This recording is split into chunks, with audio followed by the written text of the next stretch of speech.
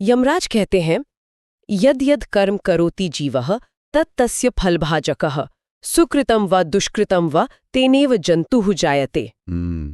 इसका मतलब कि जीव जो भी कर्म करता है, चाहे अच्छा हो सुकृत या बुरा हो दुष्कृत, हाँ, उसे उसका फल भोगना ही पड़ता है, कोई बच नहीं सकता। और सबसे अहम बात, उसी कर्म के आधार पर उसका अगला जन्म तय होता है। तो यमराज ने फिर क्या फैसला सुनाया? के अनुसार था। उन्होंने राजा को आदेश दिया कि जाओ एक निर्धन ब्राह्मण के घर जन्म लो।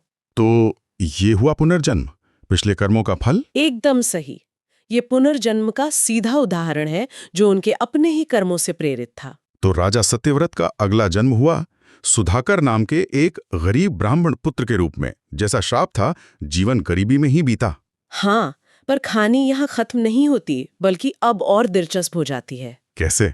सुधाकर गरीब जरूर थे, पर वे बड़े विद्वान बने और बहुत बड़े तपस्वी भी, और अपनी कठोर तपस्या के बल पर उन्हें कुछ ऐसा मिला जो आमतौर पर नहीं मिलता। क्या मिला उन्हें? उन्हें अपने पिछले जन्म की याद आ गई। अरे वाह, पूर्व जन्म की स्मृति तपस्या से। हाँ, यही तो तपस्या की शक्ति है।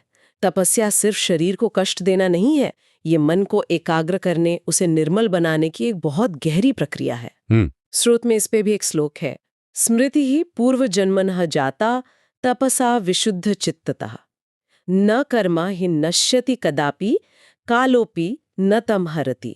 इसका क्या अर्थ हुआ, समझाएंगे थोड़ा? इसका मतलब है कि जब तपस्या से चित्त यानी मन पूरी तरह शुद्ध हो जाता है, निर्मल हो जाता है, तब पूर्व जन्म की स्मृति वापस आ सकती है। अच्छा। और दूसरी बहुत महत्वपूर्ण बात जो ये श्लोक कहता है, कर्म कभी नष्ट नहीं होता।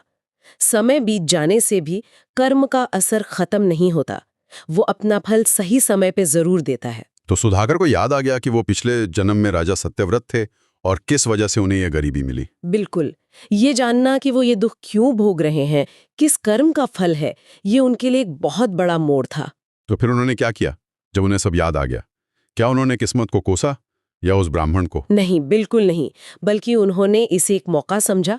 अपने कर्म के फल को जानकर उन्होंने उस कर्म के बंधन से निकलने का रास्ता चुना। वो कैसे? उन्होंने गंगा किनारे जाकर और भी घोर तपस्या शुरू की, ज्ञान अर्जित किया और धीरे धीरे अपने सारे कर्मों के बंधन काट दिए, और अंत में उन्हें मोक्ष मिला। मोक्ष मतलब जन्म और मृत्यु के इस चक्र से पूरी तरह मुक्ति। हाँ बिल्कुल। कहानी का जो आखिरी पड़ाव है वो मोक्ष के बारे में ही बताता है। अंतिम श्लोक है,